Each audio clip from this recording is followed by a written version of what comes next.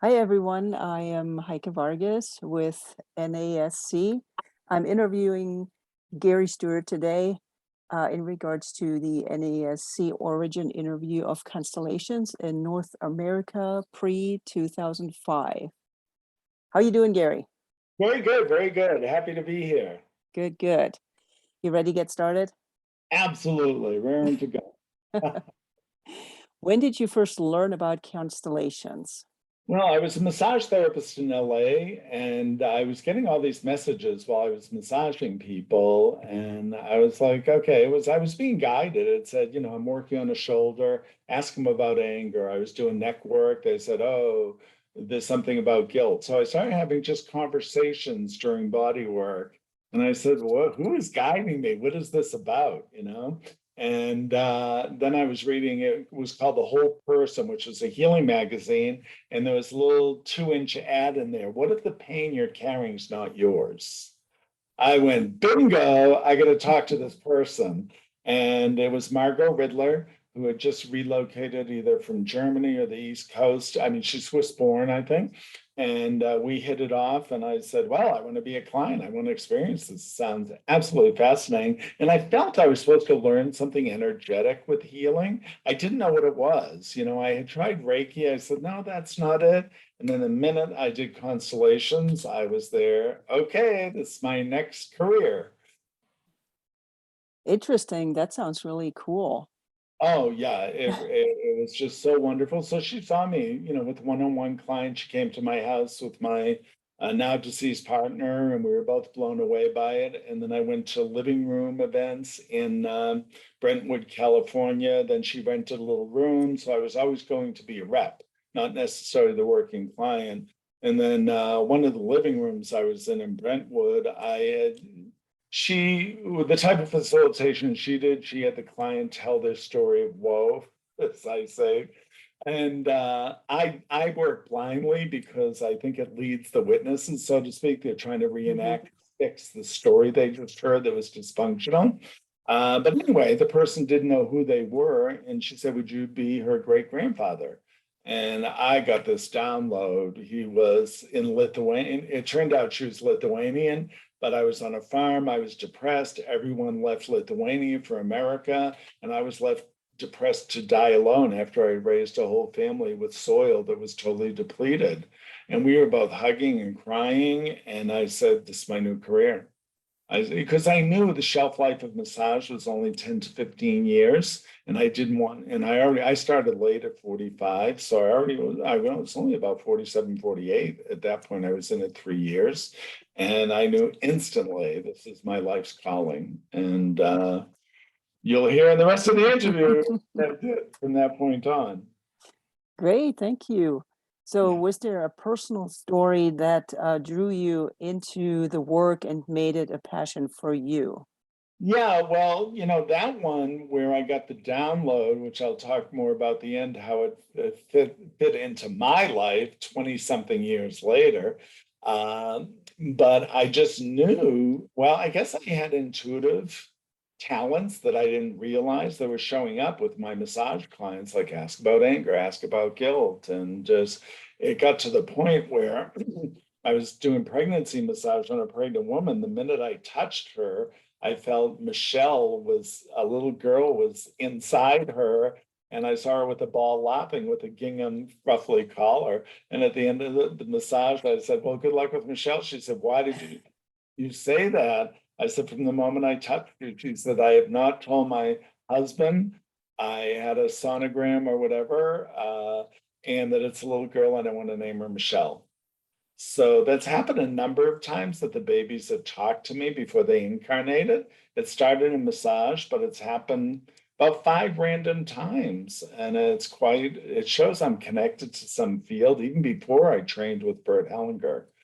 And that really made it a passion. Now, Bert was I was already certified by Heinz Stark in about 2000 to 2002. But he said we could lead workshops while we were in the training. We didn't have to wait for a diploma. And I rented little rooms. I invited my massage clients, 4 or 5 people, little small rental space or a living room. And I never had any problems with the field, so it was just, I was passionate about it and I didn't care about the money. I wanted the experience. And then Bert came to California, and then, I just knew that it was my career for the rest of my life. Wow, it sounds like you're the baby in utero whisperer as well then. Yeah, I guess, yeah, 5 times. I see it as very sacred, Yeah. and it's so lovely that whether you believe babies come from God or whatever, that it would be whispered to me, and it's not something I can just produce on command. It's like it happens. I was sitting in yoga class with my yoga teacher, and she announced she was pregnant, and I felt a little boy float through the room into her. It was like above my head and went plunk. And then sure enough, she had a boy. He's 10 years old. We're friends on Facebook. She posts him, and I just another friend, we sat down to dinner and I felt this little boy hovering his head. And I said, this little boy waiting for you to be its father. I said, what is the problem here? He's waiting patiently to be born. And he said, well, I don't know if my girlfriend is the right woman to be the mother. And I said, well, pardon my French, should have get off the pot, but he's waiting for you to decide. Sure enough, 9 months later, well, it took a few months for him to decide his girlfriend was good, they were going to get married. And about a year later, he had a little boy. And when I saw the bright eyes, I just started crying because that little spirit told me to tell its father to make a decision so he could come in. So it's such a privilege and honor. And generally, constellations aren't about that. So I'm speaking about that more in regards that the field of consciousness includes the dead, the unborn, and I guess my antennas are pretty sharp, even though I was a novice facilitator. I guess my psychic or intuitive empathic antenna was really sharp coming into this. So I would call that just natural talent. And now I have the skills and the systemic awareness of orders of love and family systems after 24 years and 16,000 constellations. And it's always new. That's what's great about it. But I'm open to that newness. Very powerful. Yeah. Thank you.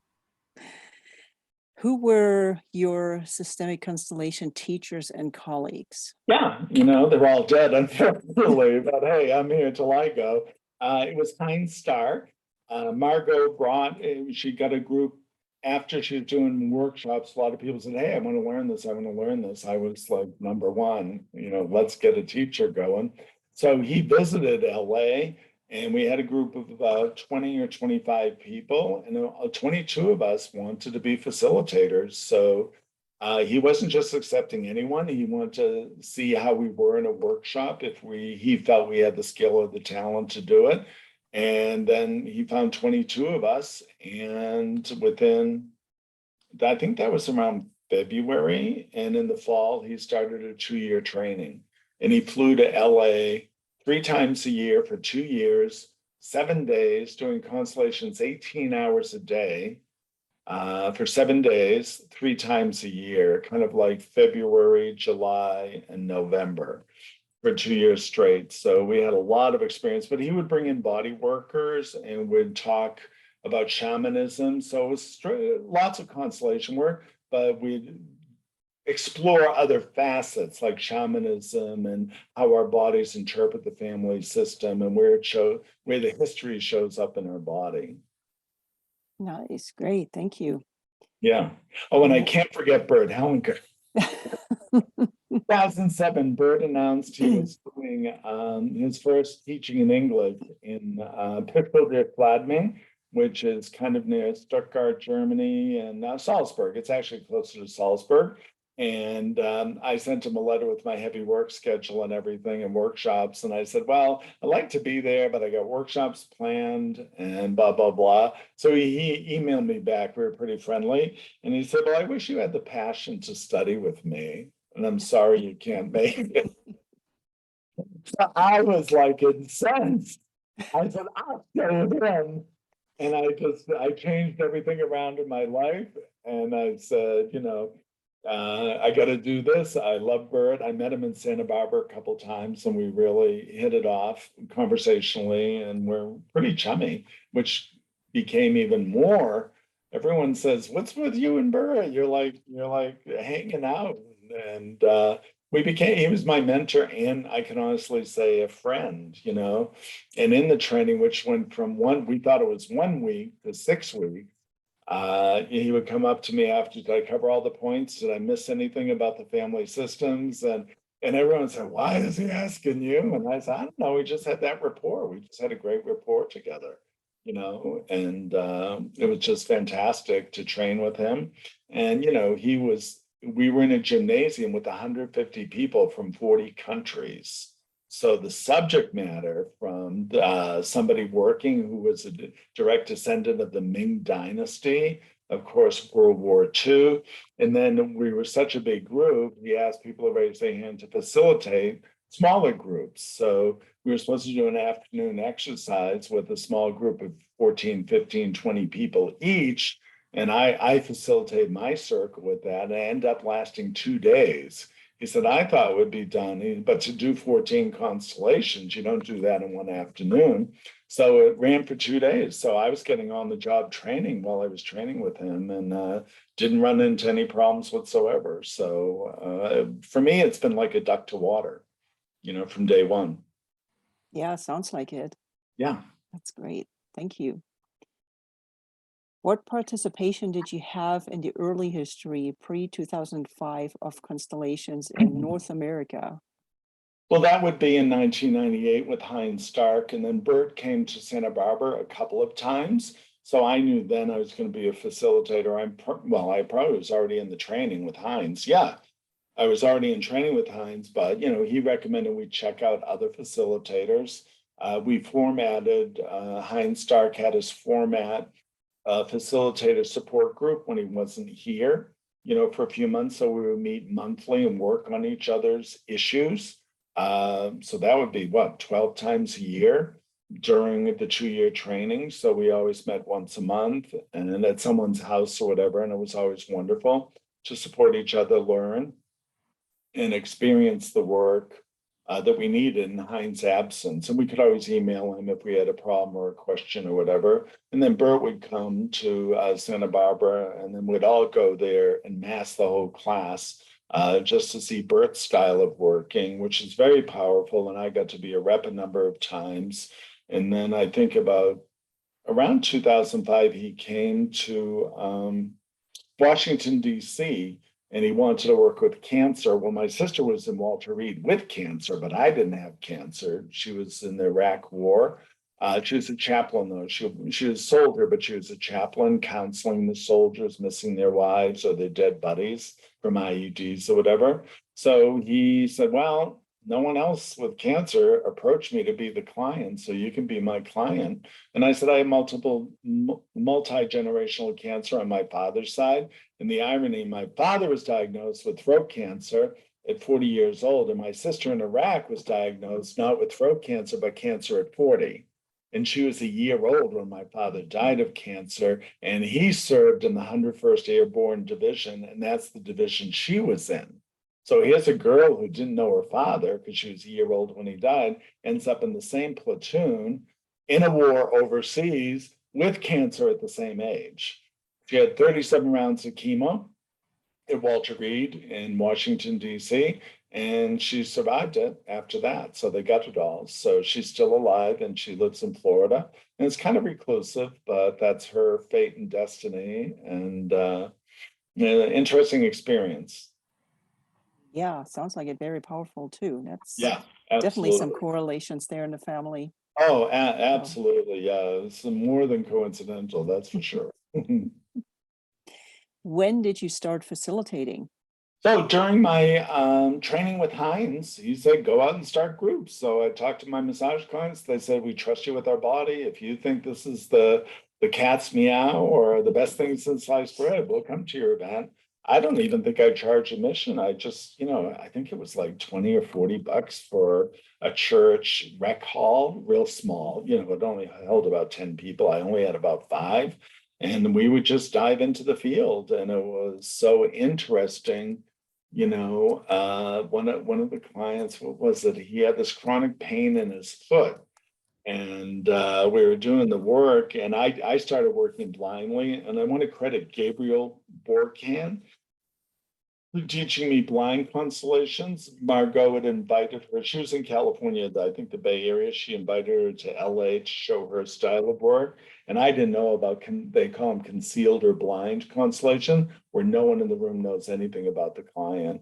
And I didn't know such a thing existed. When I experienced it, I said, this is the way to do it, because you're tuning into the raw energy without a story. So I believe when you tell the group your family story, even your goal, the human desire is to help a person who needs help, and it comes from the ego or brain.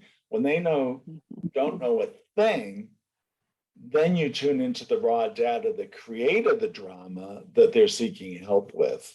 And then my style is halfway through the constellation, I may say we're working on cancer, we're working on this or that. So the people donating their bodies to science, I jokingly say a lot, know the context that we're not playing games here. This is really deep life or death stuff. Sometimes it's not. I've done fertility constellations. Plus, I developed lots of exercises over the years. So I have a 100-page exercise book of exercises, the prophecy constellation, releasing the dead constellation, which I generally do around Halloween, releasing romantic entanglements, so you can set up your sex life, whatever your first experience was. And I've had some heavy duty cases where the clients were impregnated by their father, who aborted their child with a coat hanger. And that was their first experience of sexuality. So really heavy duty stuff comes out. But I find mostly women want to do it, men don't seem attracted to that. I just think it's a gender difference. But the women feel like they finally had closure, like they can take the gift of the relationship, have closure with happened, good, bad, or ugly, use it as a learning experience so they don't have to drag that baggage into the next relationship.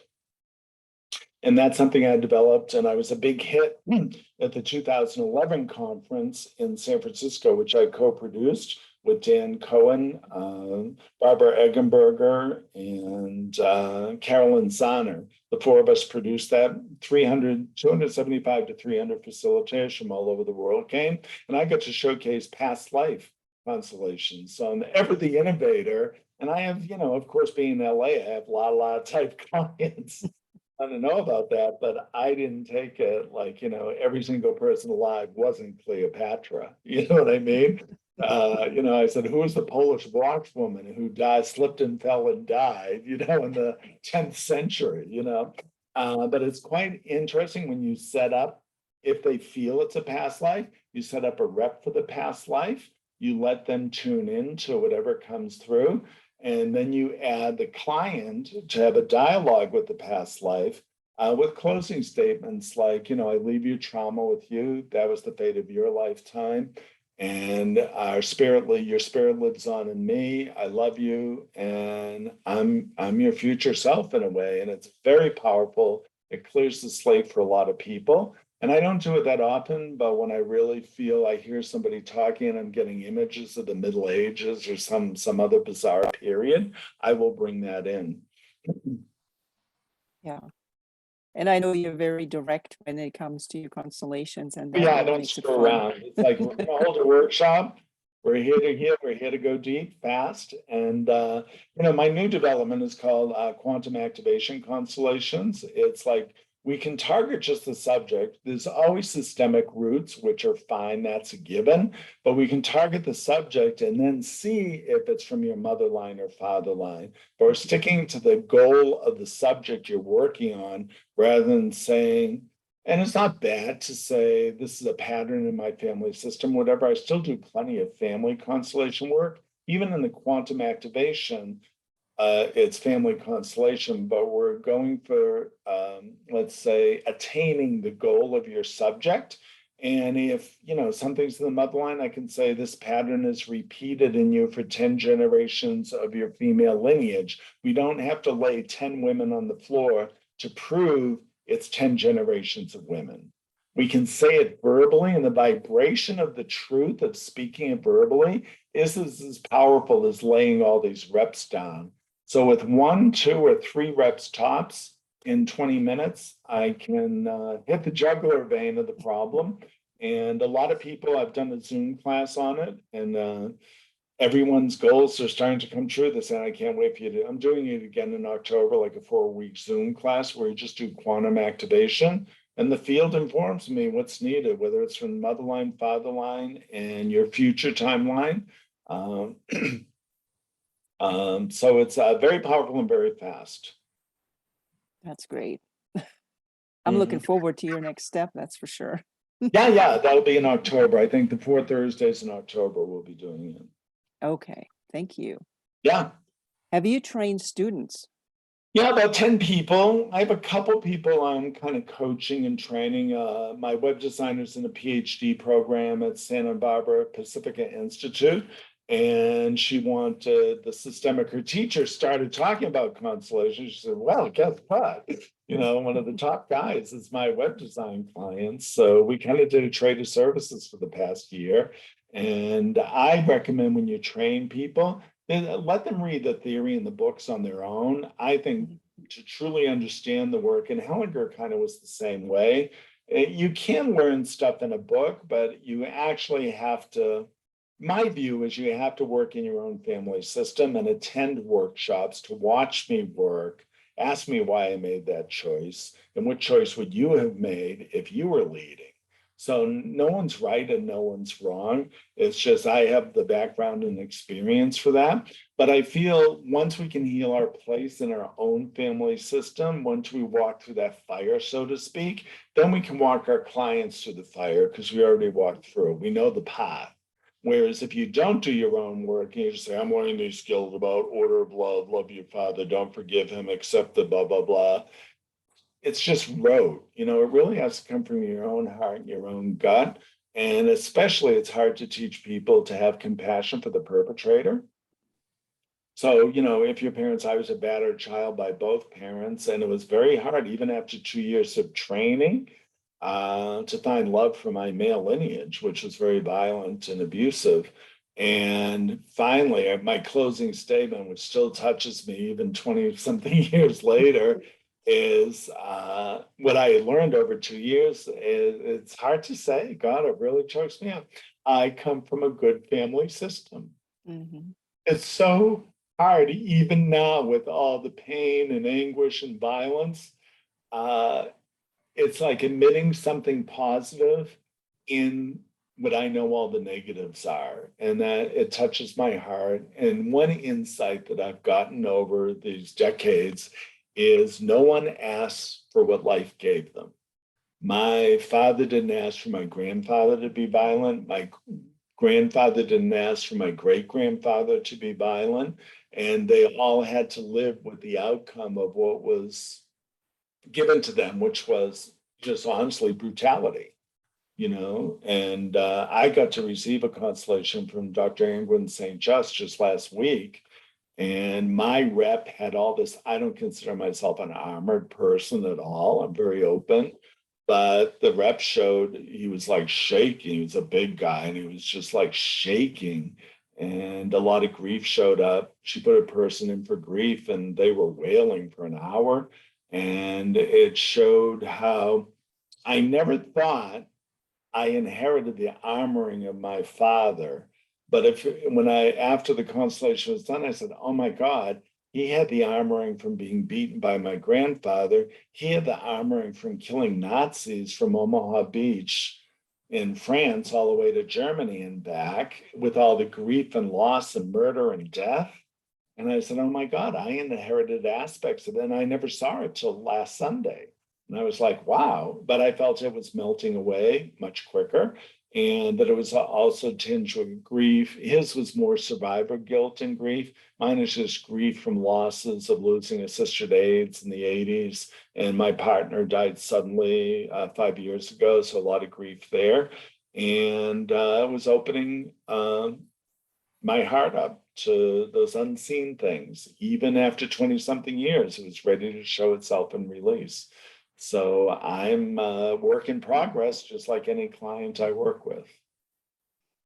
Yeah, it definitely comes in layers, and we can't get to the Yeah, next layer until we really take the first one off. And I yeah, really exactly. appreciate you being vulnerable and sharing that here because that's very important. Yeah, and it's what we're all works in progress. Some people, he was actually insulted. He said, "So, he came to my men's support group in Sedona. Actually, he said, "So, your work's all done." I said, "I'm a human screw up just like you." He said, "Why would you say such a thing?"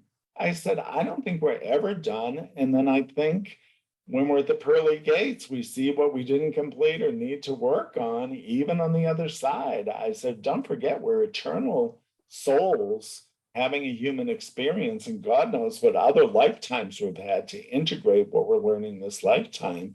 So I see myself as an eternal learner, and I'm lucky and blessed to be a teacher, but I'm always a student first because the client is, I'm in service of the client, but the field is my teacher to teach the client through my wisdom and my experience how to reformat or reframe their existence on earth with their family system. And that's my goal, being having the gift of gab and the insights from 20 something years of doing this, that and having a sincere heart and being trustworthy and vulnerable with the client too, then I've had great success in this field and continue even after 20, almost quarter of a century next year. Yeah, you touched on a few points regarding training students. What are some other or main points that you try to teach them? Uh, Well, I'd say the biggest one, and people have a hard time having unconditional love for a perpetrator. Because, my phrase I said a few minutes ago, no one asked for what life gave them. So if someone's another insight I've had, everyone who's a perpetrator was a victim first. And can you have compassion for their victimization, that the only way out of that paper bag that was forced on them by whatever negative event was perpetrated is to repeat it to get their power back? And they think if they do what the perpetrator did to them, they'll get their power and innocence back. But one thing Bert really spoke about, which is very subtle but very powerful, is regaining your innocence. So that 4-year-old child, I've had males who are sodomized by their fathers or uncles, or a rape situation at 4 or 5 years old, 8 years old, 10 years old, women and men. Can we get the innocence back from the corrupt event that really took that innocence away? And when it happened to me in different constellations, even working with other people, I try to get their innocence back before they were unspoiled or learn the cruel lessons of life in the world of a sick family system, or people who are sexual pedophiles. And a lot of people now, of course, are down on that. I'm not endorsing any of this, but if it happened to you with a relative, then it happened to them with the grandparents. And if it happened to the grandparents, it happened to the great. So everyone in the family system, you could say the price of life is to be sexually violated to belong to this family system. Doesn't mean it has to be an endless. I've had many women work with me who are now grandmothers said, "I'm working with you so my grandchildren and great grandchildren will not have to endure what I did. I'll be the dam against this dysfunction of sexual abuse. So my descendants, it's done with me, and it won't pass on to my granddaughter, grandson." And ironically, I hate to say this, but out of 16,000 constellations over 24 years, about 13,000 of those were women who were sexually abused as young girls. And my new book is about misogyny. In a patriarchal system, men get away with murder, so to speak. And it goes back to religion and many other things. We don't have time to discuss that. But it's really important to understand the context of the society or civilization we live in to see how that transpired. And it's so commonplace. It's been so hidden. So has it always been commonplace but hidden? And now with constellations, we get to see it. And then again, it's even more important to have compassion for the perpetrator because they didn't ask to be violated when they were children, and yet they did it to their own children or grandchildren. Yes, definitely. That's the truth right there. And I'm glad that this work can help people draw the line and be the end of the line for the trauma. Yeah. And the other part about innocence, and this is kind of paradoxical and controversial, that person gave you life. That Mhm. family system gave you life. So what trumps psychologically the person who gave you a body and a life to live for 40, 50, 80 years, or the one or two negative experience that occurred during your incarnation with that person, whether it was a relative? So which has the greater weight? I mean, I see the trauma is a greater weight, a great weight, but the greater weight is you have a body to experience this and you have the psychological wherewithal to find a healing modality. Maybe it's psychotherapy, maybe it's body work, maybe it's constellations, but you can get out of that. But the only way to escape life, if it was too much, would be death. And then would you really learn or release what you need to release if you died just kind of holding the secrets without any catharsis? Mhm. It's seeing the bigger picture Yeah, of it seems everything. like, and I try to, it's hard for people to see that. I had trouble even, after 2 years with Heinz, admitting I had a good family system. And then I just got the insights. They didn't ask for the punishment that Mhm. they were given, and all they knew how to give punishment that was done to them. So their idea of being a father in my male lineage was to punish a child for being alive, and luckily I have a strong spirit. So here's the thing I also try to teach. Would me not having that experience give me the tenacity, the courage, the bravery, and just the strength to stay alive and not just die, from an abusive family system. So we call it secondary gain. Some people get secondary gain by being a victim. Woe is me. Oh, feel sorry for me. Pity party, pity party, pity party. And other people say, hey, Oprah Winfrey's a prime example. Whether you like her or not, her whoever perpetrated on her sexually brought her to a store to get an ice cream while her virgin blood was running down her legs. And how could that little girl that no one thought was of value become a multi-billionaire and a world influencer that probably 3 billion people know her name, Oprah, on planet Earth? And do you think that if there would her family have treated her in a different way had they known who they were dealing with? And the kicker is, would she be Oprah without that experience?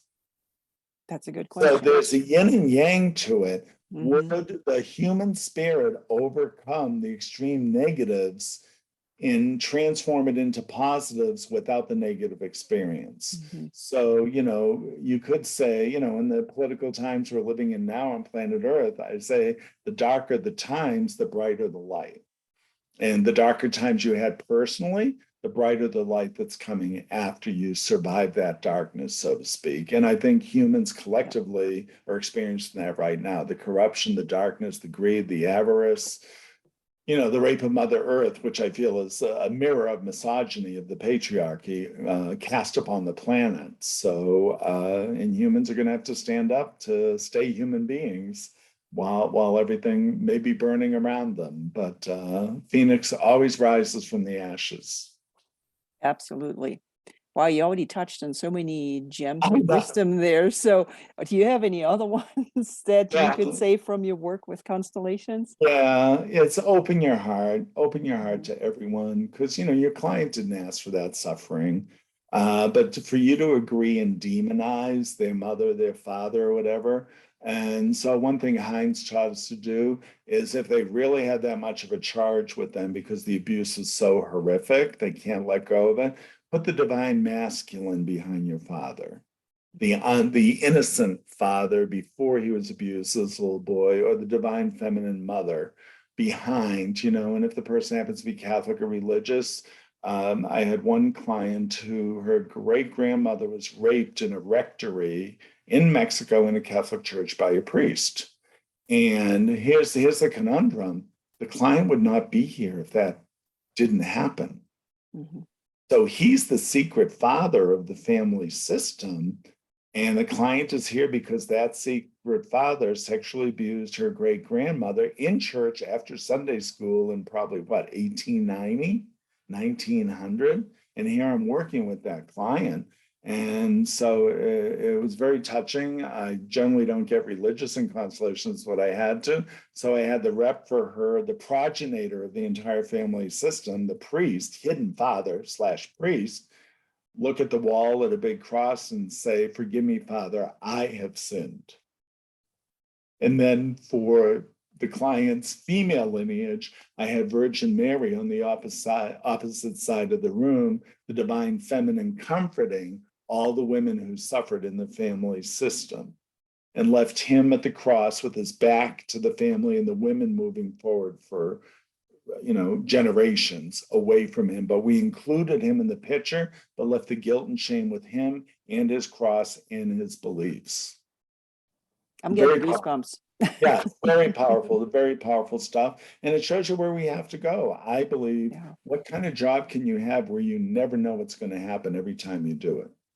It's a new experience every time. But I do have the experiences of thousands of things. So the grief may be different in one family system you're working with, but I recognize it from 1,000 other family systems. So I can process really quick because it's still grief. The situation's different, but it's still grief.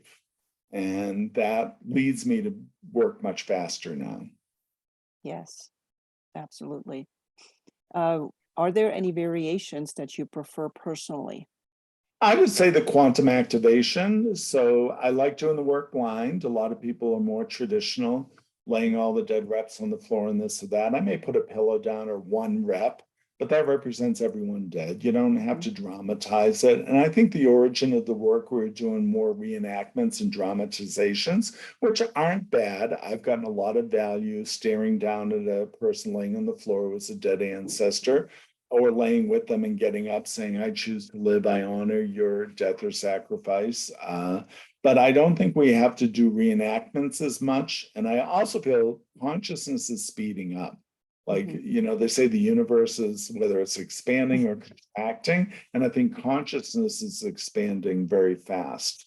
And we have to be quick on our toes to be as fast as the consciousness. One thing, people, I wrote a book with Amika Swami, Quantum Activation and Transforming Obstacles into Change. And one thing, the quantum universe is based on physicality, like the speed of light is this and that. But my take on it is, what is faster than the speed of light? Consciousness. It's not physical. It's not bound by physics, because it's an idea, it's a thought. And if we can have in constellation, really bring us a new thought. In movie terms, you're a director, so I'm myopic, I have this problem, my mother had the problem, I have the problem. Facilitator, help me. I said, okay, we're going to pull away and see the big picture. This problem is your entire family system for centuries. So we're going to expand that and see you're not the only one. You're one of 1,000 who has the same issue. And we're going to heal you to heal the entire family system, living, dead, and future simultaneously. And that's really a point of power to come from, and know that in Native American terms, we're healing 7 generations before and 7 generations after with the client we're working on in the room. Whether they're parents or not is immaterial. There's other family members that will have positive changes from whatever we uncover and resolve in any one client. Yes, correct. So you mentioned that the constellations and the consciousness is getting faster. How do you Much see, faster. how do you see the constellations evolving in the future? I think more probably short-term therapy. I mean, if people need to lay on a leather couch with Freudian and say, "Oh, my parents were bad, my parents were bad," do you agree? "Oh, yeah, she came from bad parents." My question is, if that serves people, fine. just maybe they were lonely and had no one to talk to. And I just, as a precursor to everything we've been speaking about, I did 40 years of therapy since I was 23, starting with primal therapy, encounter groups, ayahuasca, shamanic training. So I've been through the mill before I discovered constellations. And I can honestly say I had to wipe the slate clean in my first, like I learned a lot. I'm not saying I didn't, but it's like I know nothing. I am starting from scratch. So the beauty of that is going back to my innocence before I was corrupted by my family system. But in that corruption, I gained tremendous survival strength and skill to stay alive that I then can pass on to other people. Because, our body may be killed or, we could get depressed or our spirit could get depressed, but ultimately our spirit can rise to the occasion and overcome anything. As you'll see, most great people who were assassinated, unfortunately, whether it's John Lennon, Martin Luther King, Mahatma Gandhi, people just would take us to a higher realm. And I often wonder, did their unfortunate violent deaths come from people who didn't want to expand, but the fact that they died with their belief put an exclamation point on the message? Like, listen to peace, listen to nonviolence. There's a better day coming for all people. And, a lot of people don't realize Martin Luther King's speech was not just about Black people. It was about Jews, homosexuals. It was about all human beings seeing a better day on the other side of the mountain. So he was very inclusive, and a lot of people don't realize. They think it's just, of course, people of color, where he was of color, that's where it's coming from, but it was for everyone simultaneously. And we're getting there ever so slowly. Well, every time the phoenix rises, the phoenix is getting bigger. That's what it looks like. Absolutely, absolutely. So yeah. Awesome. Well, thank you, Gary. Do you have anything else you wanted to add? Well, I want to say I'm privileged to say I don't know how many people know that. Well, I was at the only time Bert has set up a constellation for himself. I was there. The last constellation we did at our training, which is basically a year training, it went from 2007 to 2008, but we started mid-year to mid-year. He said, I want to set up the future of constellation work. And we were all stunned because Bert had never set anything up ever. And we were like, wow, how can we support him? And it was a German guy. He was a businessman. So he's dressed in like a white business shirt. I think it had blue stripes. And he said, go ahead, you're the future of the work. You're me. And I still get very touched by it. He put his arms out like a cross, very slowly, very slowly. And Hellinger said, this side of the room are facilitators, this side of the room are clients. And probably 5 facilitators went under one armpit and 5 clients went under the other armpit. And he just stood there. I mean, Bert had a Catholic background, but it was so, it just brings me to tears every time I even think of the image. So it almost was very Christ-like, and I'm not a big Jesus freak or Catholic the way it means, but it was such a sacred moment for Bert to see that and the smile on his face that he knew the work would live on when he's no longer here. And I feel honored to help him carry the mantle and carry the purity of Hellinger's work that people sometimes fail to understand. It's not just about placing people or laying people down. It's, I view, which is, Bert kind of taught it, but I emotionally connect to the family system I'm working with. And it's like Bert always told us, you're the youngest member of the family system. You can see everyone who came before.